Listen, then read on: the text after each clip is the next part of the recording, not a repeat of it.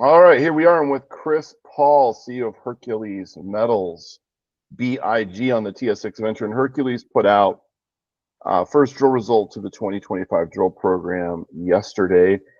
The headline is 81 meters of 1.5% copper, and that's within a larger interval of 346 meters of 0.66% copper in hole 2502. So the assays are uncorked. They're flowing. They're starting to flow. Chris, tell us about hole 2502.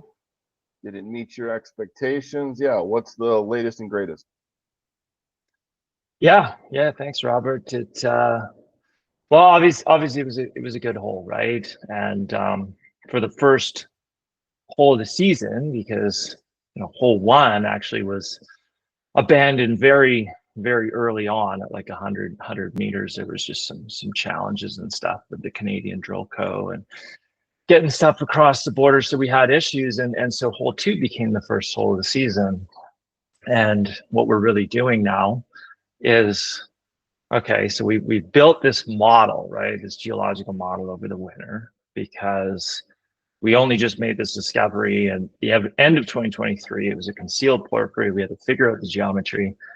So the guys took sort of all the oriented core data from 2023, 2024, built this model, right? And the model predicted that this porphyry system was dipping to the southeast. Well, that was kind of a problem for the previous drilling, because all the previous drilling was drilling to the southeast. In other words, parallel with the system. So either if you start right in it and you hit it, you're basically going to follow the same part of the system throughout the entire length of the hole. So for example, if you start at a hole in the pyrite halo, you're going to stay in the pyrite halo. So what we've done this year is we said, okay, well, let's test if this model is correct. I mean, there was some confidence, but not 100%. And let's actually drill northwest, because if the model's correct, we'd be drilling perpendicular to the system. So why don't I pull up a share screens here and go ahead. do the cross section so I can actually explain what I'm talking about. From the news release is pretty instructive, because it shows the 2418. It shows that it started in the late porphyry. It stayed in the late porphyry.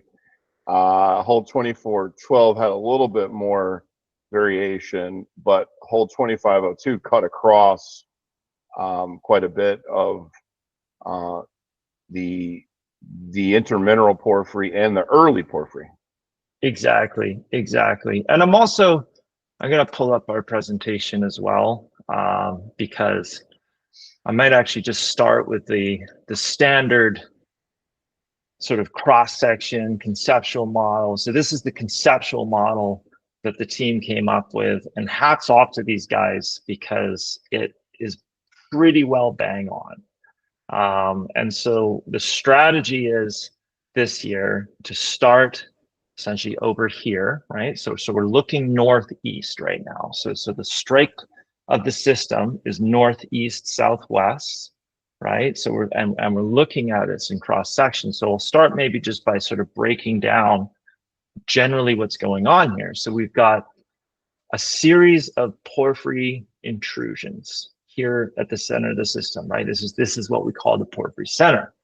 And then there's a number of different porphyries that have come in. There's an early one, there's sort of a middle one, and then there's late ones. But all the copper mineralization is basically focused around these porphyries, especially the early one, because the early one is the one that brought most of the copper to the system. And so what we're doing is we're basically trying to drill perpendicular to that, because if you drill perpendicular, if you start over here, you should be increasing your rate of hits, right? The rate at which you actually hit this porphyry center, and all this red stuff around it, which is the chalcopyrite mineralization, and this purple stuff over here, which is the second pulse of secondary enrichment of bornite and chalcocite and covalite and all these high grade copper minerals. And so This isn't like the best cross section in the world that we did for the news release. I mean, the assays finally just came in on Monday, and so we had, we obviously wanted to get this out quickly. But I mean, you get the point of what's going on here. We basically illustrated that there's 3 porphyry intrusions. It's more complex than that, but just kind of keeping it simple. You've got what we call the early intramineral porphyry. This is the highest grade. It's the one that came in first. It's the one that brought the most copper with it. You've then got this, what we call, an intermineral porphyry. So later than the early one, but still got copper with it, still adding copper to the system.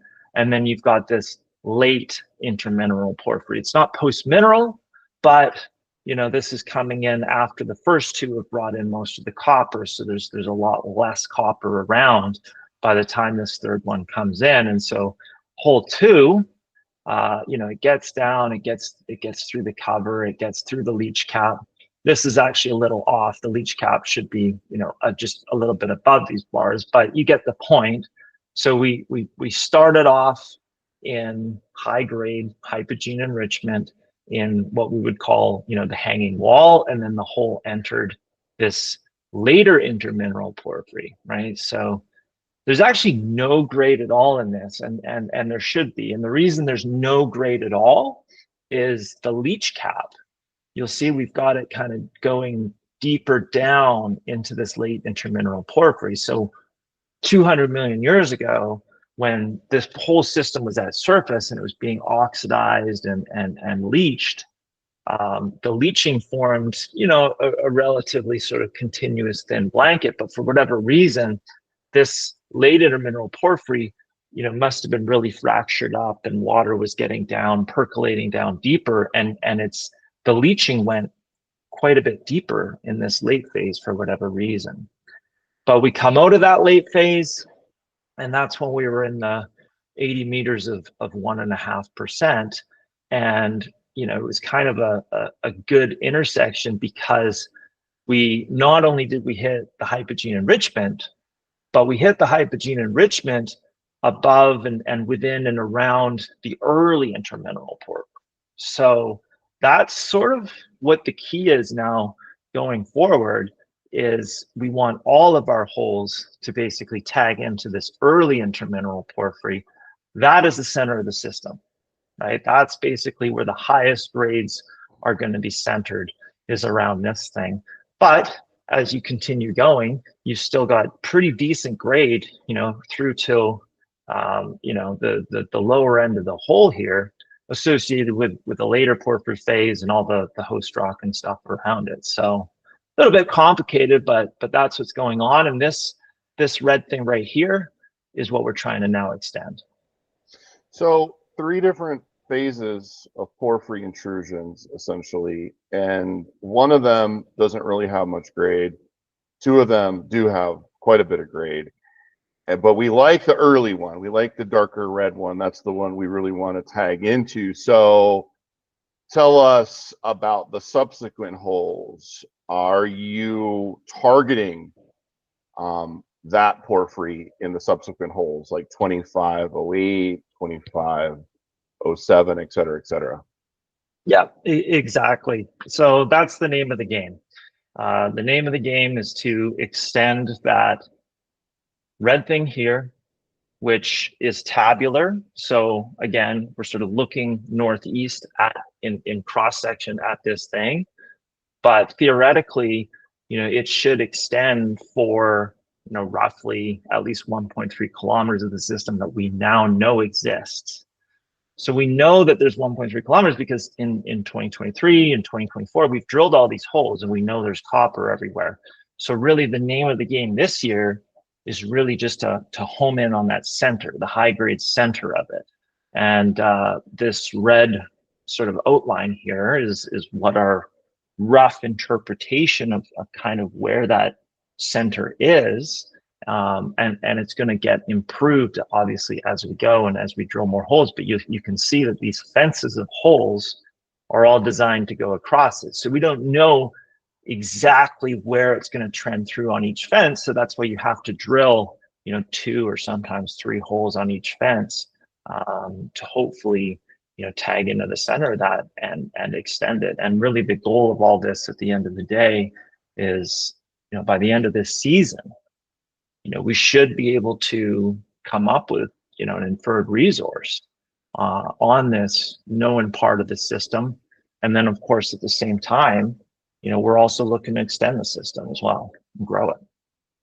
So in this one, you talk about the high grade blanket a little bit, but in the section map, you don't have the enrichment blanket specifically, separated from the three different porphyry intrusions. I guess because you were making a different point in this cross section. So tell us about hole 2502 and what portions of that do you interpret as being the hypogene, enrichment blanket? Yeah. Initially, we had interpreted somewhat of a blanket-like geometry to the enrichment. And I would say closer to the end of last year, particularly due to the fact that we had oriented core, we were starting to see that it's not really just this perfect blanket underneath the leach cap. There's definitely portions of it which extend deeper. And so, I've flipped back to the presentation so you can see that concept now, right? So the one on the left here is your main stage, typical chalcopyrite pyrite mineralization that came in with the porphyry system. And the one on the right basically represents, okay, the blue is where we would expect all the primary, the main stage stuff. And the pink is where we think that this high grade enrichment, the bornite and all that has telescoped down these southeast dipping structures. So this is sort of more or less conceptual, that the pink right here. What the aim of this fence drilling is doing is trying to create a model of this pink enrichment and see exactly, what is the geometry of this, because it's not just a straight blanket, and we don't know the answer to that yet. We're trying to figure it out, but yes, you're correct. We didn't put it on here because we're not exactly sure. It might do something like this, it might dip down, almost like this in a sense, and sort of, do sort of a V-shaped thing around here. But basically this section of hole is where, we saw the bornite and chalcocite and covellite and all that. Okay, got it. So the high grade enrichment portion of the deposit is still a work in progress. You're still trying to get a full handle on what the scale is and the extent of that, based upon your best knowledge to date, your best guess to date. What sorts of scale are you anticipating the high grade enrichment to be? Yeah, I mean, it's a really tough question to answer, especially without giving away what we've seen in all these other holes, right? So all we can really say for now is, it extends for, 80 meters of 1.5%, or I think it was 120 meters of 1.1%. So certainly this fence, this one here that the 2502 is on, has a pretty good area of that really high grade material on it. So now what the next step is 200 meters at a time, we're gonna, slowly define what that area is on each subsequent fence. So you have basically, a cross-sectional slice with an area of copper. And when you have two fences together, you can basically 3D model those areas together into a volume. But it's very difficult to guess at this point, especially without having assays for the rest of these holes on exactly what that's going to look like at this stage. So we'll just have to be patient. Okay. So are we still going with the concepts of the hanging wall and the footwall? Yeah, that's a good question. That's a really, really good question. Generally speaking, yes. So the yeah, this back to the presentation. This is a cross section. These cross sections were done by Mike Sepp, our lead geologist, and he's much better at drawing cross sections than I am. And this is a better sort of view of what the center looks like, and a series of nested dikes, and they sort of coalesce more or less, right? Now, I think hole two, it's hard to see in the background, but I think hole two sort of skimmed along the tops of these things, but at depth, they all coalesce, right? So yes, you have maybe 3, 4, 5 different porphyry phases, but you can sort of think of them all as one body, and the hanging wall would simply be, what's above that big mass, that big series of nested dikes, and the footwall would be what's below it. So for to go back to the cross section for 2502, I would consider this to be the hanging wall here, this to be the hanging wall here, and then once we get out of it, this might be the footwall over here. But I think probably a more accurate drawing might have had these all coalescing at depth, but admittedly, I wanted to get this press release out for obvious reasons, and so this section was more or less cobbled together fairly quickly to just give a general idea of what's happening. Okay. And I wanna follow up on that comment you made about the dikes, the nested dikes. We're definitely gonna pursue that path in a little bit. But first, there's a lot of conversations about open pit. Is there a starter pit? A lot of questions about tonnage potential. A lot of speculation out there right now. I heard a lot of positive comments on hole 2502. Obviously, very good result. If every hole could be like 2502, I think we got something very special here in Idaho. But then there were some comments, well, this is going to be underground. It's 300, 400 meters deep. It's got to be underground. There's no open pit here. What are your comments on that? Based upon without telling us about what you don't have assays for yet, what you're seeing, what's your sense on the starter pit potential, or is this just a big underground target? I think there is definitely some starter pit potential for sure. So if we go back to hole 2420, which was last year, so that would be this hole right here. The true depth below surface of the mineralization, I believe, was 70 meters. So we're drilling our holes at a relatively shallow angle. And in fact, the true depth of the mineralization, this started at, I forget what it is, but if you actually measure the true depth below surface, below the topography of where that started, it's maybe closer to 200 meters, right? But when you drill at a shallow angle, there's obviously going to be a longer section of cover. Now, to answer your question, I absolutely think there is some starter pit potential around 2420, and basically all the holes that were drilled relatively close to where that unconformity outcrops were at daylight. So we don't actually have it on this plan map. Let's see if maybe somewhere in the presentation, I'm sure I've got it right. Yeah, I do. So this black line basically represents the boundary between cover rock, which is on the west, and just Triassic host rock, which is on the east. And so all the cover basically is west of this black line, and it thickens as a wedge. So the further west of this you go, the thicker the cover. So any of these green holes, completed holes that were close to this unconformity, the cover's not actually going to be very thick.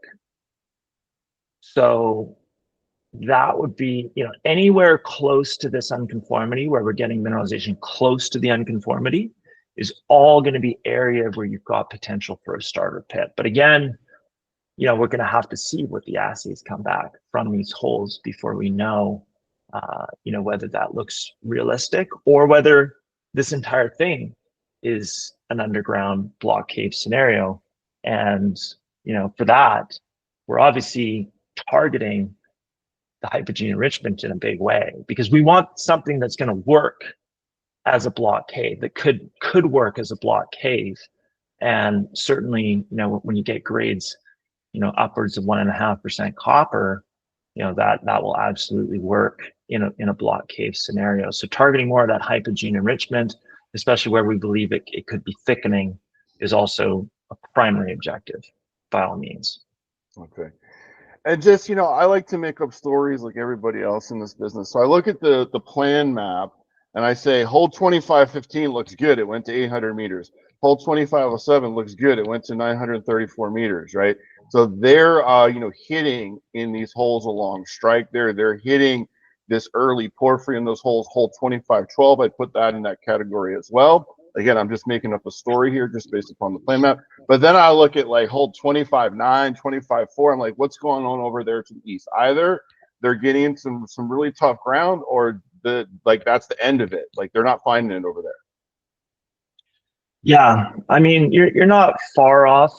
Certainly, obviously, you're not far off from reality, right? And any hole that's ended at 138 meters, probably wasn't a tremendously exciting hole. Now, we've now got this MT data that was acquired. I think we released it end of August, so it's pretty new. And really what this is showing us is that there's one giant target on this project, right? So we used to have all these zones, the Eastern Block Zone, the Western Deeps, Grade Creek, all this sort of stuff. When we did the MT, it pretty much gave us the unified model for everything. And really this is just one giant super system that starts in the north as what we call Leviathan, as a series of nested dikes, and appears to potentially connect up with, maybe even a larger stock, so big cylindrical porphyry in the south. So what we're seeing, and we've talked about this, is an absolutely remarkable correlation of the MT conductivity. The anomaly that we got out of the MT correlates just incredibly well with the drilled mineralization here. And so pretty much anywhere you see hotter colors in this is where you want to be drilling. So, take 25-9, for example, right? You can clearly see, just looking at the colors on the heat map, that this was probably in a distal part. Now we had very interesting copper and soils and rock grabs and all this kind of, so you got to test it. But ultimately everything kind of keeps coming back to the MT is the truth and everything else is just smoke.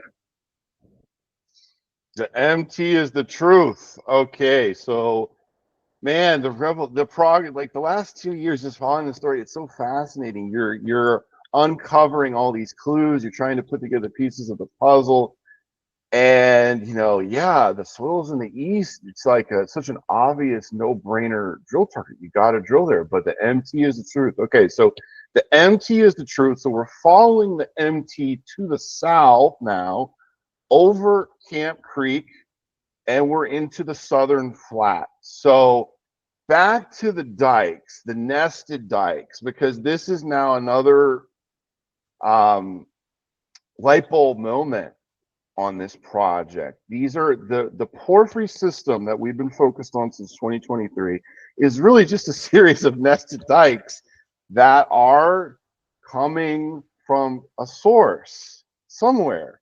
Tell us about that, Chris. Okay.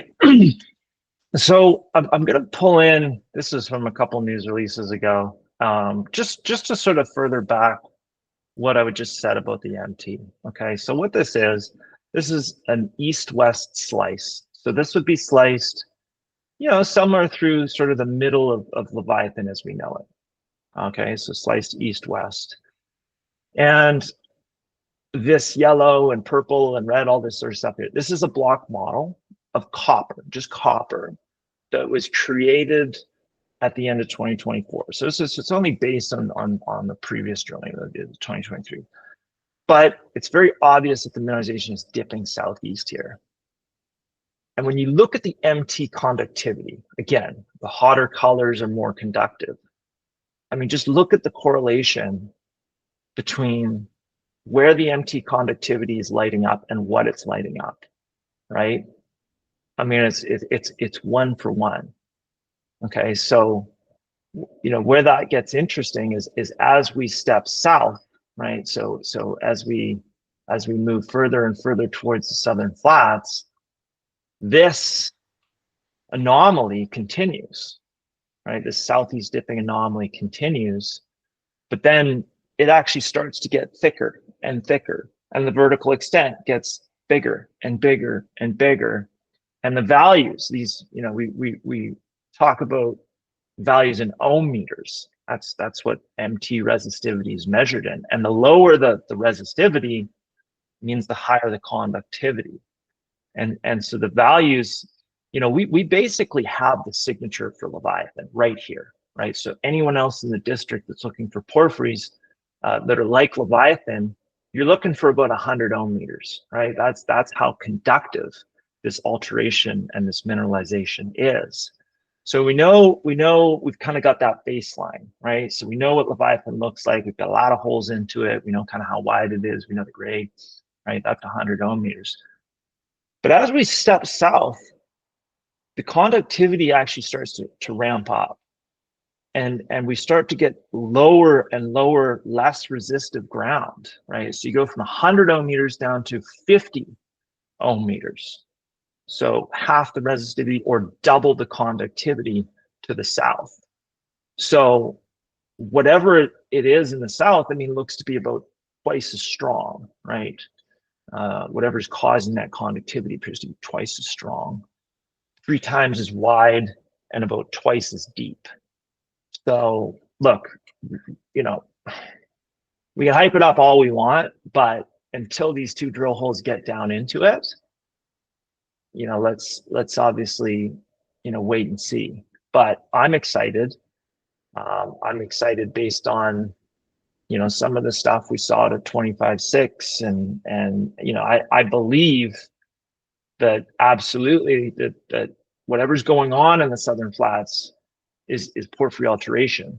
That's for sure. So really, then the question comes down to what is the grade,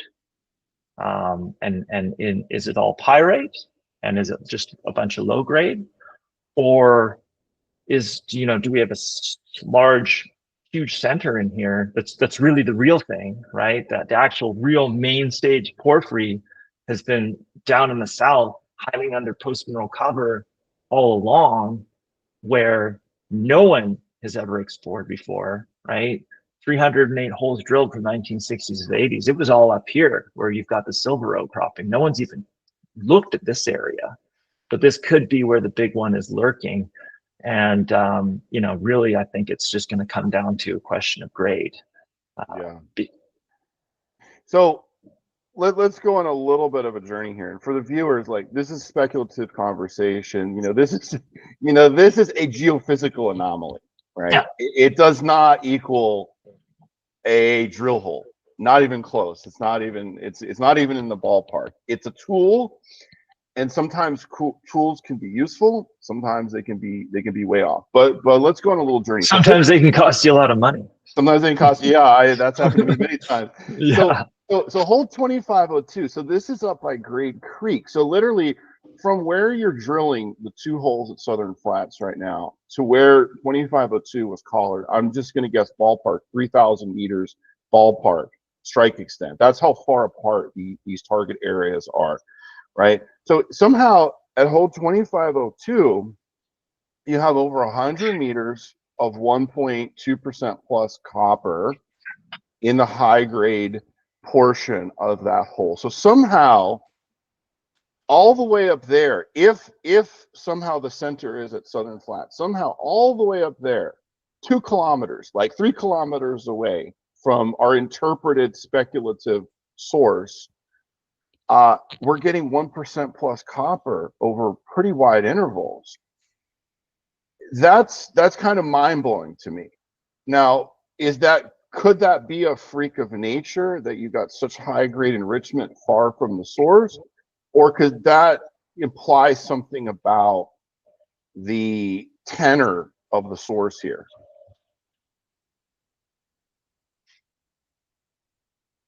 I mean, I don't know the answer to that, right? At the end of the day, all we know is that you've got these porphyry systems here, which are just like any other porphyry system, except that they've had this high grade enrichment sort of sprinkled down over the tops of the systems. Now, this is again, this is what the anomaly looks like in plan view. We've sliced it about 800 meters down. So you can kind of get a better picture of what the full thing looks like. And you're right. We shouldn't get too far ahead of our skis getting excited about something that hasn't been drilled, right? Right now, all it is a pink blob. But if this pink blob translates to, a thick zone of 1% copper or more, this is a big system, right? 3 kilometers is the scale bar here. This is the 1.3 kilometers roughly that we've drilled so far. What's interesting is it looks, when you just look at the MT anomaly, I mean, it just looks like we've only touched the northern end of it, right? And of course, that's just happens to be where the first discovery hole was drilled. This is all covered. We've never seen this until, maybe a month ago. No one has ever seen this, and people have been exploring and mining here since the late 1800s. It is the first time this has ever been seen. So it's certainly exciting. And one more thing I'll just say quickly is, okay, so we've got the kind of long section, AA prime, right? So along the strike length, and then we've got a cross section across the strike is BB prime. So if we just look at AA prime here for a second, so I just want to kind of get into that high grade stuff you talked about. So we had thought Leviathan was maybe plunging northeast or northwest, but these are all just concepts that you kind of come up with and you test them, and it's exploration, it's geology. They're usually wrong, and then you kind of come up with it and you see the light bulb and then you realize it's something else. Well, the MT is sort of showing us that actually looks like it's plunging to the south, right? So you notice how everything's kind of dipping here in the like the high grade, this purple stuff. This is like your high grade enrichment at the top. It's kind of dipping this way, but look at like the bottom. Look at the base of the high conductivity. And this is, by the way, yellow is 200 ohm meters, right? So this is still within the realm of porphyry alteration, like absolutely.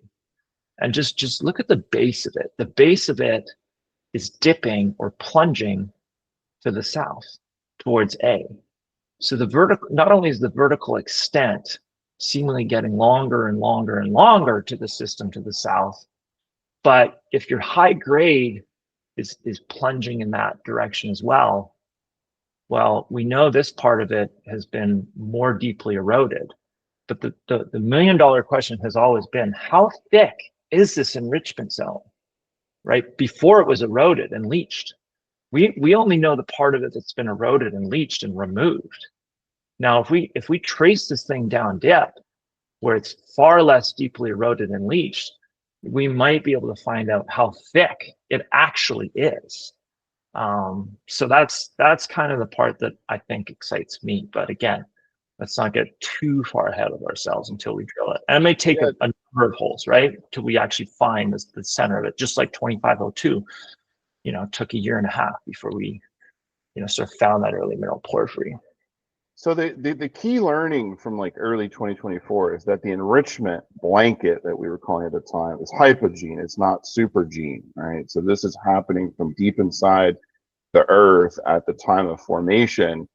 And even though it was at the paleo surface for a period of time, it was still hypogene. And the supergene part of the system is pretty isolated, pretty localized, not extensive at all. There is some evidence of supergene, but it's really a hypogene system. And so, yeah, the question is, where is it not eroded? And that's the question we've been asking for over a year now. Like, where is there full preservation of the hypogene enrichment? Yep, exactly. And that's a really key point too, right? It was this huge debate over whether it's a supergene blanket, which you don't want, because they're quite often really limited in scale. Like you can't, it's caused by weathering, and you just kind of move copper around. You erode it, you leach it, and then you just kind of move a little bit of it around. Hypogene enrichment is something completely different. It's where you literally have a second mineral system that happens to overlap the first one, because the first one lives for so long and you get so many porphyries that keep coming in that by the time the early mineralization and the potassic mineralization is all formed, it's been moved up several kilometers in the crust, and now it's in a shallow part of the crust where epithermal systems form, but you still got more porphyries coming in underneath that, right? So you maybe take, call it 2 million years, and you've moved that porphyry system and all that early high temperature potassic alteration mineralization upwards 2 kilometers, but there's an epithermal system still active. And that epithermal system then starts overprinting some of the earlier stuff that you formed at the beginning. And that's where you get what we're seeing in these images. Absolute, no doubt about it. High sulfidation, high to intermediate sulfidation, hypogene enrichment, right? So what we're seeing here, this image C is really the smoking gun, because what this is pyrite intergrown with bornite. And that simply does not happen in the weathering environment. That is something that happens at high temperatures in an epithermal system, and it is very characteristic of high sulfidation epithermal systems where bornite grows together with pyrite. Chalcocite, you can see it's these thick veins of silver, not black sooty weathering chalcocite, but silver hydrothermal chalcocite veins with covellite intergrown within it. Same thing down here, right? You've got blue and purple covellite and bornite getting cross-cut by a later chalcopyrite vein. That doesn't happen from weathering. So it's hypogene enrichment, and the scale of these things can be absolutely huge. While we're talking, I'll pull up a few examples of some other systems, porphyry systems with hypogene enrichment, and what the MT signature looks like over these systems. I'll give you some examples here.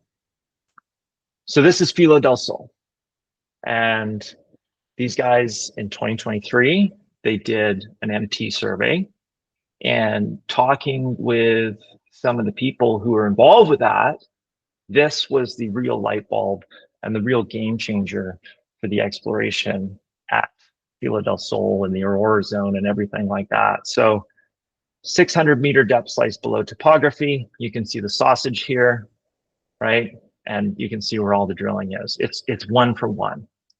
And the reason this is so conductive and the reason this works is Filo has hypogene enrichment. So all these crazy high sulfidation minerals like bornite, chalcocite, and covellite, they're super conductive. Covellite is actually a superconductor. And so if you had a different type of porphyry system where it was all potassic alteration, you wouldn't get a strong conductivity anomaly like this. You only get the conductivity anomaly like this occurring at the center of the system when you have that hypogene enrichment. Here's resolution. Here's another example. Unconstrained. This is a cross section through the deposit, the white being the outline of the 2% copper, almost 2 billion tons of 2% copper here. And then, of course, they've got 2 kilometers of conglomerate, whitetail conglomerate sitting on top, which is very conductive. And so they constrained that conductive whitetail conglomerate, and they got the MT anomaly occurring with that at 2 kilometers deep. And then this is a new one. This one's really interesting. So the Onto discovery in I think it's Indonesia, absolute spectacular discovery. It's Vale, and one of the best porphyry systems, highest grades porphyry systems ever found. And they just recently, this is brand new, they just presented this at a recent conference, and they ran MT over onto, and these are depth slices. So 200 meters, you don't see it. 500, you start to see it. 750 meters, you really start to see it. And then 1,000, 1,500, 2,000 meters. It's basically, I mean, look at these. I mean, this is ohm meters down close to zero, right? Just absolutely insane conductivity. And they talk about povolite has a conductivity that is just absolutely, superconductor. Insane. Superconductor. It is. Yeah. Wow. Yeah. Yeah. And then there's the cross section through it, right? So there's what the conductivity anomaly looks like. And you can see the correlation with mineralization there. So yeah, where you have these high sulfidation overprints, MT conductivity is an absolute, it's the GOAT of all geophysical surveys. So that's impressive. That's compelling. Let's go back to the idea of, okay, so we have this cluster of dikes, essentially these 3 or 4 porphyry pulses coming through this system, but they're coming from somewhere. So what about the concept of tracing them back to the source? I mean, are you is that basically what you've been doing? You're trying to trace this back to like a deeper center, a magma chamber of some sort? It's a concept. So there's 2 main concepts as to what's going on here. So, one option is that Leviathan series of nested dikes, so in other words, a tabular shaped porphyry, continues to the south, and it continues, and it's roughly 5 kilometers long in strike length. That's one option. The other option is kind of what you're referring to, is that this thing at the center, this circle, is the large main stage, main event porphyry stock, right? This is truly the main center of the entire Leviathan system. And what we're seeing as a ring, the donut, as we call it, is a highly conductive ring of sulfide all around it. And in fact, this might actually be the pyrite halo. This is over 3 kilometers wide. So what we might be seeing here is this is actually a pyrite halo around the main thing. Leviathan is just like you're talking about, a dike that's shot off of the main thing. And we've actually just happened to make the discovery pretty well at the northern end of what might actually be just a relatively small dike off the main thing. And I say relatively small because Leviathan in itself is a monster, right? It's already huge. So, if there's something bigger, a real true main event that hasn't been found yet, then that could get pretty interesting. Yeah. Yeah, it could. So I got to probe you a little more on Southern Flat. So based upon the news release, 25-6 terminated at 825 meters depth. What can you tell us about what you learned from 25-06? How did it inform your placement of 25-16 and 25-22? And what can you tell us about those holes that are still ongoing? Tough question. Tough question. That's what I'm here for. I want to talk about it. I do want to talk about it, but we haven't released it, so I got to be careful. Got to be careful what I say, But okay. Well, think of it like this. I'm trying to think what I can and can't say. All right. Well, obviously we know we drilled 25-6 and it ended at 825 meters. What I can say is that hole ended before we wanted it to end. Not necessarily because it was like in some high grade stuff, but it's the first hole and in a new target, and you kind of want to keep holes going to sort of get a sense of vectors, right? Like, if we keep going northwest, or is it getting hotter or is it getting colder, right? Do we want to step east? Do we want to step west? Where do we want to go? Regardless, what we've done is we sort of taken 2 strategies here.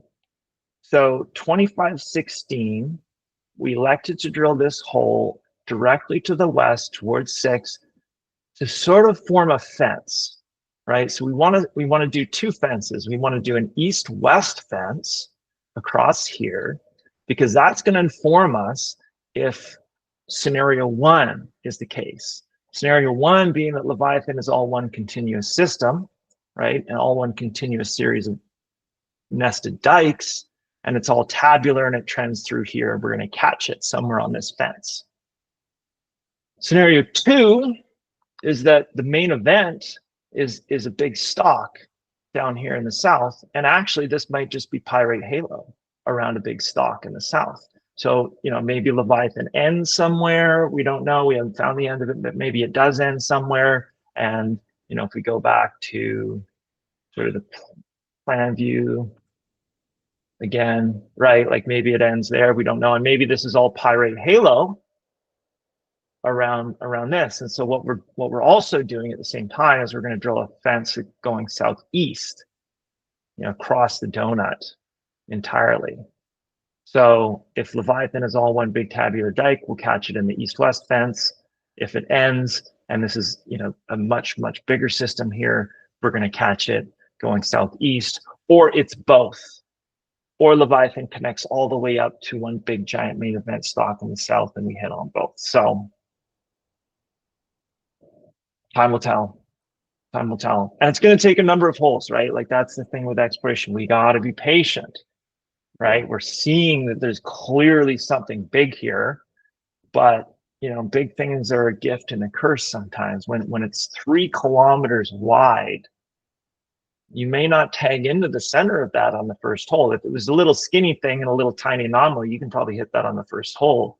But porphyry systems are huge, and they got massive alteration halos, pyrite halos around them, right? Which, you know, you might end up in there first before you get into the true high-grade center. So we're going to hopefully find out this season, though.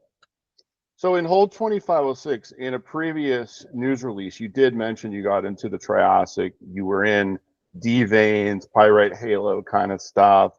Oh, I did. Yeah. Oh, there you go.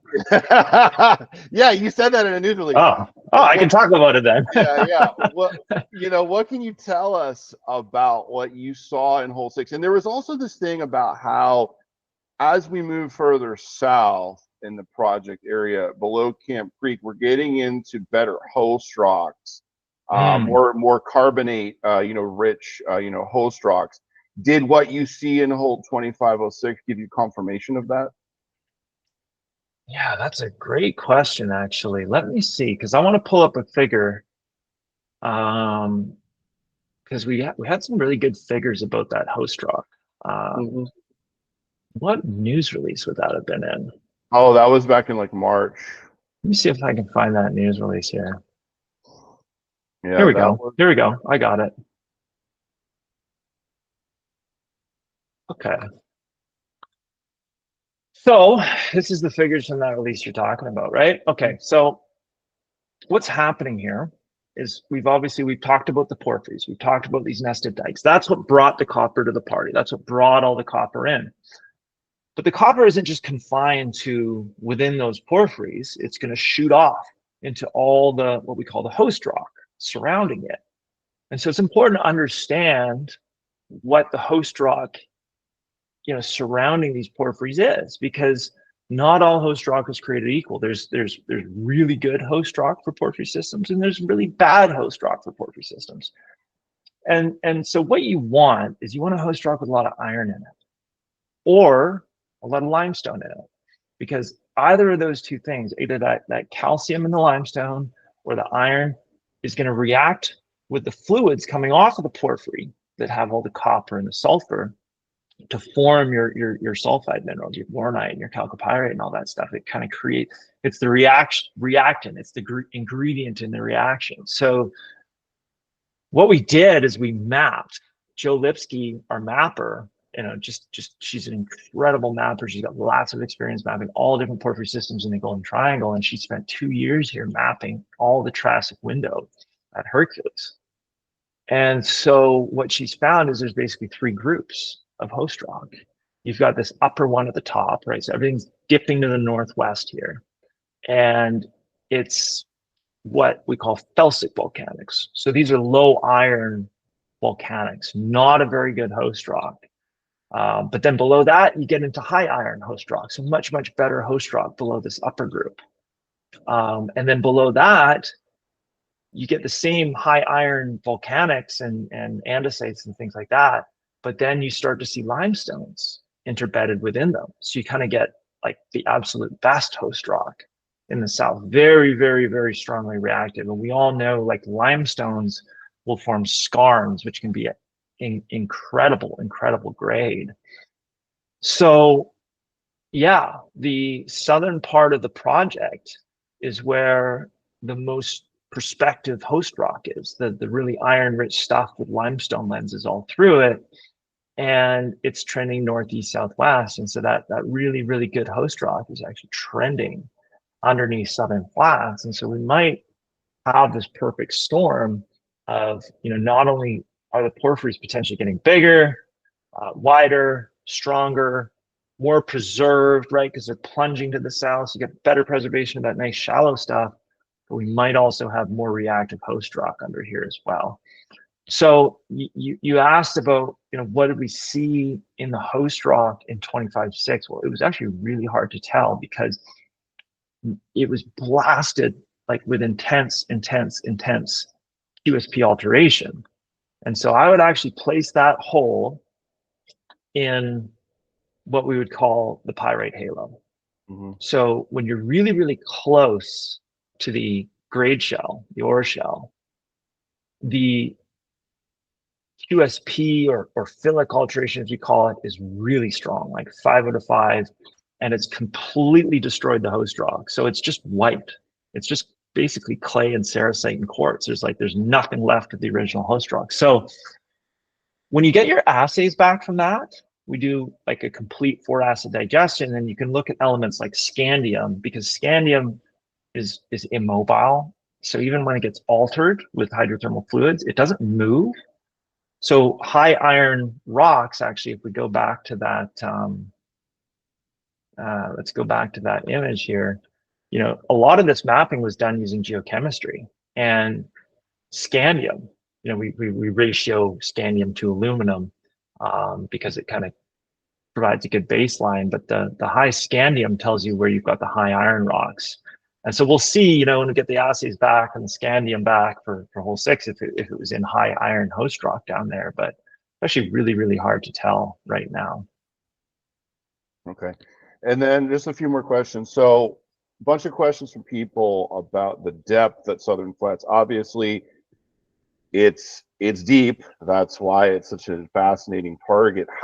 To use Tom Woolrich's terminology, how thick is the volcanic ash at Southern Flats, Chris?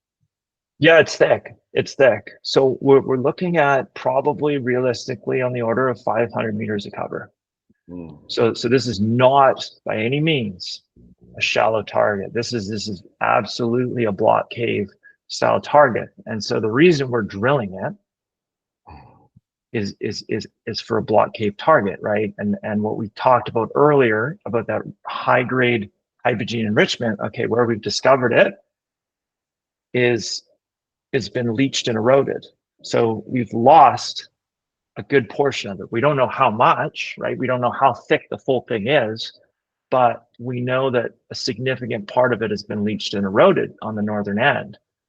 So what we're really doing at the end of the day is we're just tracing that down dip or down plunge, as we say, where conceptually, theoretically, it will be much less deeply eroded. And so we may find out that enrichment zone has vertical extent on the order of hundreds and hundreds of meters to the south, in which case, at the end of the day, this is a resolution style target, right? We're looking for something very deep. It's conceptual, but from everything we know, there's actually decent potential for much thicker zones of high grade enrichment underneath that thick cover. Yeah, absolutely. I mean, and this is it's potential. It's possible that this was also downdropped, and maybe that's why it's got so much cover. Obviously, that's something that we need to drill more to figure out and understand exactly what's going on here. But that's what makes it so fascinating. So just some housekeeping questions, just people interested in knowing how many meters Sure. you're targeting for this year. How long do you think you're going to push the drill program to? And are you going to keep 2 rigs at Southern Flats until the end of the season? I mean, is that the plan now, because you really need to get a handle on this thing? Yeah. Okay. Well, starting with the first question, I think we're almost at our original 12,000 meter target for the season. Now we've raised money, and the whole point of raising money before assays was, number one, so we didn't run out of money, so that we could, it was a life deal. Obviously, we had to get some, nasty sellers out of the market, get all them gone, and then, release assays when the company doesn't have a financing overhang, it's got money. So now, but really the main point was we obviously are encouraged enough by validating the model that there's enough drilling to keep us going here well to the end of the season, right, and beyond into next year. So we're just going to keep drilling as much as we possibly can until we can't drill anymore. There's no, we're trying to get to this target. We're just going to keep all the rigs going.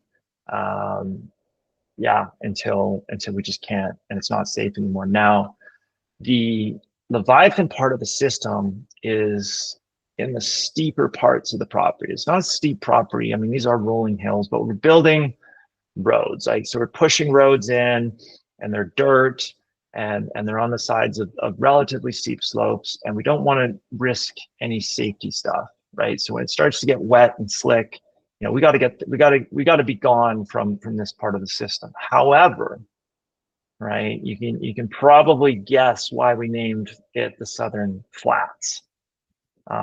It's at a lower elevation part of the property. It's much flatter, and so the highway is just down here. We come up this road called Camp Creek Road, and then you kind of turn around here and you come up. So once you're up here, it's all flat as a pancake, and actually would be totally suitable for winter drilling. You have a really good water source here for drilling at Camp Creek. This thing is flowing pretty good, probably year round. I mean, we've never been here in December and January, but probably year round.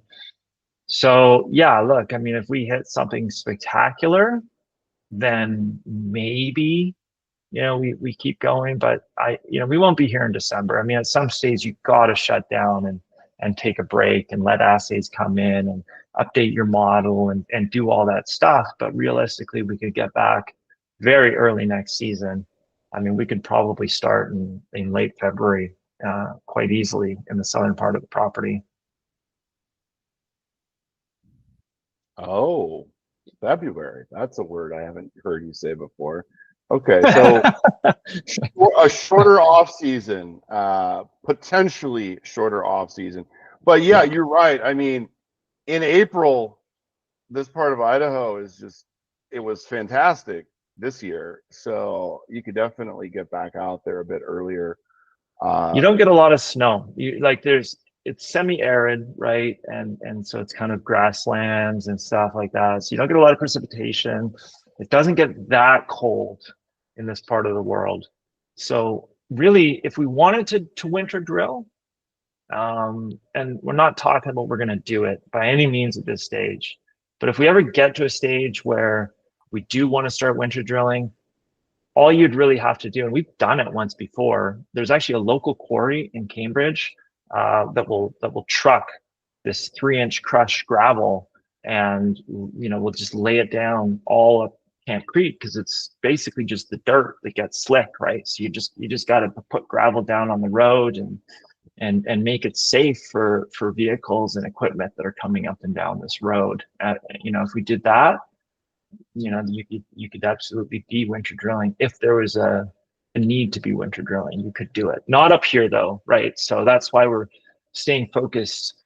We still have 3 rigs spinning up here. We've pulled 2 off because obviously we're really intrigued. We want to get down here, and it is mid-September, right? So we do want to get some answers out of this donut anomaly sooner than later. I want And answers, Chris, now. yeah, yeah, so do I, buddy. So do I. Trust me. Trust me. All I'm the right, one losing sleep. I know. I can only imagine how you feel about this. Well, we'll leave it there for today. I have a feeling we're going to be talking a little more frequently over the coming months. No shortage of news flow on the way with 5 rigs going in Idaho. Thank you, Chris. Cheers. Thanks, man.